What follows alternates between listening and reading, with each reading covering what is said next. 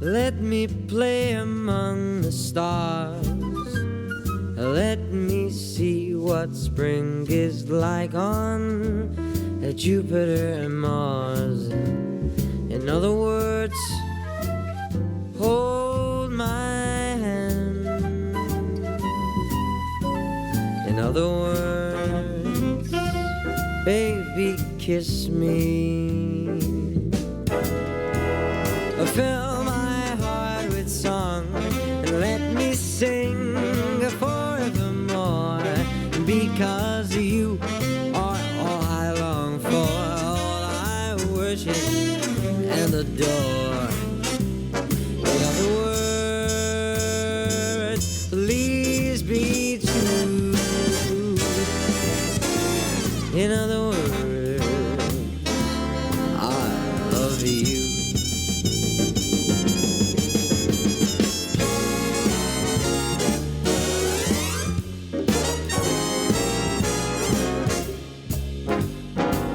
Let me see what spring is like on Jupiter, Mars. In other words, hold my hand. In other words, please just kiss me. Why don't you fill my heart with song? Let me sing forevermore, because you are all I long for, all I worship and adore.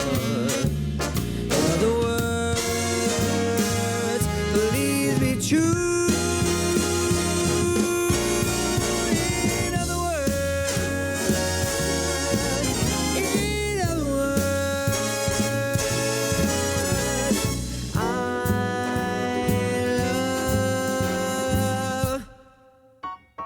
You. This, fellas, at the Lighthouse Theatre in Kettering on Friday. 2 from Ray Quinn.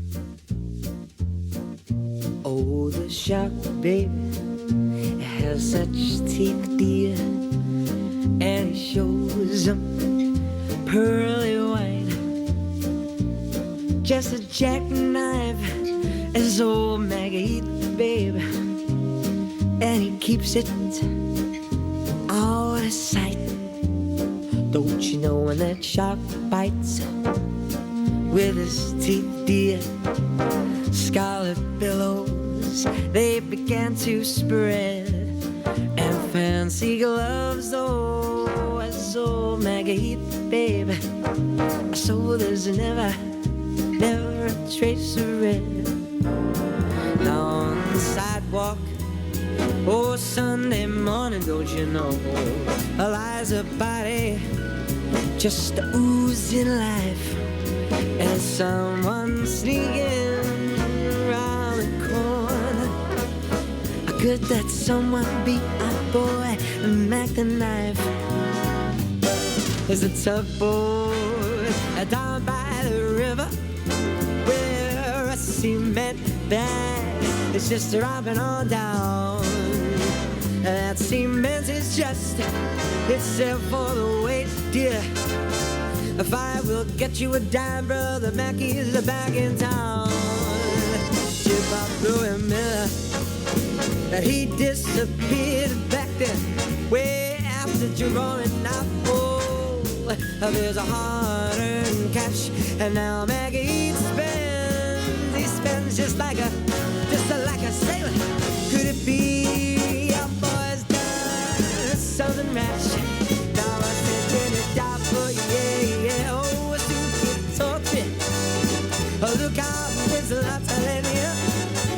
And no Lucy Brown, yes, that life forms on the right, babe. Now Mackie is back, he is back in town. I said, Jenny died for you, yeah. Oh, singing tall tree. Look out, there's a lot telling you.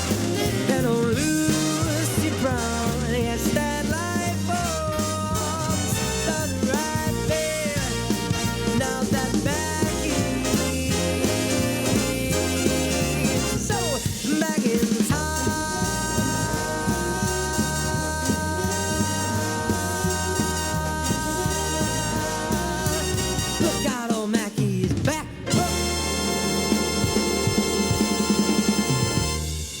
Ian's going to be at the Kettering Lighthouse Theatre on Friday. We're having a few problems getting hold of him in the studio in Liverpool. Perhaps bigger than my thigh. Look at that. He was in the recording studios in August, putting a new album together, touring at the moment in several shows, but he's keeping it real. He was in Derby earlier this month. Then after the show, he went in a kebab house and had a burger. Kettering Lighthouse Theatre on Friday. He's Ray Quinn. Good morning, Ray. Morning, mate. How are you? Good. It's a new sound you're unveiling, isn't it? Yeah, it's a whole different thing for me. I mean, I haven't done music for like 9 years now, properly, since X Factor days, of course, with my swing album. And I flew over to New York last year to do an EP. I paid for it myself, and it was all a bit of an adventure. And we had a swing theme put together. And I come back and I just thought, no, it's still not right. Doesn't feel me at the moment, it doesn't feel right. So then we went back to the drawing board with my producers and my writers. I'm working with some amazing people at the moment, and I'm sort of got into writing myself, and we come up with like a sort of a sound that was a bit more like what I was after. And it's just gone from there, really. And, we're writing pop songs, which is exciting, And how's it going down? You headline Pride at Leeds, and you did some pop songs there, and I'm guessing you're singing some of them on the current tour, are you? Yeah, I mean, I'm taking the fans, really, who come and see me on a bit of a journey. From the beginning of the opening first half, I'm doing all swing numbers. So basically, in a swing, reminding people really and the fans about where I've been, what I've done, and where the music thing all started for me. And I talk about my passions about the era of swing, and that it was a chapter in my life that was a wonderful thing for me. And the second half is more about and where I'm going now. This is the new me type of thing. So. Yeah, it's cool. A switch because just this year you were in the songbook of Judy Garland with her daughter Lorna Nuff, so you're not leaving that all behind because you know these songs, they're in your DNA from mum and dad, don't you? Absolutely, yeah. And I'm not leaving it all behind, absolutely not. I mean, I'll never, Peter Andre's just brought out a swing album, that type of music never really dies at all. It'll be around for a long, long time.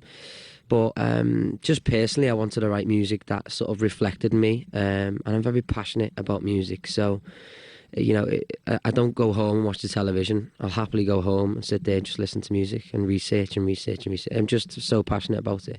So to be making my own original material with fantastic writers around me, and creating essentially an album that is about me and my experiences it's quite therapeutic. And you're writing them, Ray? You're writing the songs, yeah? Yeah, I'm co-writing with about 7 different writers. So you've done much of that already? Much of the songwriting in the past? Bits and bobs, mate. Yeah, I mean, not to this extreme, but sort of to be involved in it a lot more and understand the art of writing music, is really, it was really exciting for me. And it's like a bug. Once you start doing it, you get that bug, and you just carry on doing it. It's like quite addictive. So when are we going to hear it? Melody. You come up with a melody and you stick it in your phone as you're walking along through a tube station or something, and people are like, "What's he doing?"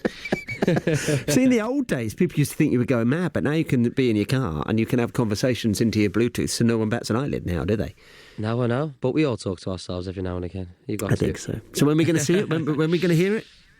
So the album will be out next year. Okay. At the moment, it's still finalising. I mean, I've still got 4 songs to write. I've got a load of them that I need to choose because there's about 16 to 20 songs, and I only want 12 on the album. So I want to choose the right selection that mirrors me well, and singles as well. I want to be having singles, so I've got to choose at least 2 or 3 singles that'll be off the album. But we've got a working title for the album, which hopefully will be the first single, and it's called No Man's Land. So just keep an eye out for it. I mean, we're in talks with some record labels and stuff, so it's very exciting, Hopefully, fingers crossed, next year I can pursue that career that I've always wanted in music and the passion that I have for music. How you keep your head together at the moment, I have no idea, because you've got the solo tour that brings you to Kettering on Friday. You've got Putting on the Ritz, which is the music of George Gershwin, Irving Berlin and Cole Porter, yeah? Yes, and I'm tap dancing. It's fabulous. Now, you tap danced, did you not, for Stepping Out With My Baby? You had to learn to tap again for that, didn't you, in Judy Garland? Yes, well, the last time I put tap shoes on was when I was about 15, 16 in college. And I did my advanced one. and then they just said, "Can you tap?" You're So of course I wanted the job. So I just went, "Yeah, of course I can." I didn't realise how extreme it was until I got in and had a go. But I love it. I absolutely love it. Again, like just performing for me and dancing, any type of performance. I've just finished in the West End with Peter Pan. It was a concert musical. Yeah, this was a one-off, wasn't it? It was with Bradley Walsh and Sheila Hancock. Yeah, it was honest. It was totally not what I expected. We were all in like concert wear, like dinner suits, and we all played the roles that we were allocated, and it was like script read. So I don't know. It just told a story. It was always about driving the story, driving the characters. And we got 5 stars in the musical theatre review. You did? Yeah, you've had several 5 stars for it. So was it to test the water? I didn't realise that West End theatres did one-off musicals anymore. I know, but, the guys who were, putting it all together, the people that we were working with, was just like, they have that power to get in there. But we sold out both shows. It was an incredible one-off day. A lot to try and fit in the week after, against all odds of not feeling very well and everything else. So, but we did it. We pulled it off, and I was really pleased. Really, really pleased. But I think it's. Sorry to interrupt. I do think it's actually. It is a tester. Rumours of it wanting to tour, possibly trying to break the West End, or possibly just an abroad touring show. But I don't know what they're going to do. But it was a real privilege to play Peter Pan. It was fabulous. Have you played Peter Pan in Panto? Try saying that after several Jaeger bombs. Peter Pan in Panto.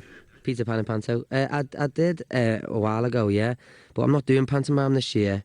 I'm having a bit of a rest. I think I've done 9 years of pantomime, and you're a dad now, aren't you? You've got to spend Christmas with the little. Yes, absolutely. So that would be lovely to spoil him a little bit, for sure. You put a little clip on your Twitter of your little boy. What's your little boy's name? Harry. Doing an acorn kiss. Yeah, he's a sweet little lad, isn't he? He's gorgeous, mate. He's unbelievable, honestly. He's counting, all the way up to 15 now, and he's like telling me off and ordering me about, and he's just amazing. He wanted me. He's like telling me to lie on the floor so he could come and like run and jump over my legs. Like that's all he wanted to do all day. And I just said, well, this is just perfect. You know what I mean? It's amazing. But yeah, what it was, the acorn kiss. The story behind that is in Peter Pan. After the week that I had, with the show and everything, I went in the actual script. Peter Pan gets asked from Wendy, can she give him a kiss? And she says, you do know what a kiss is.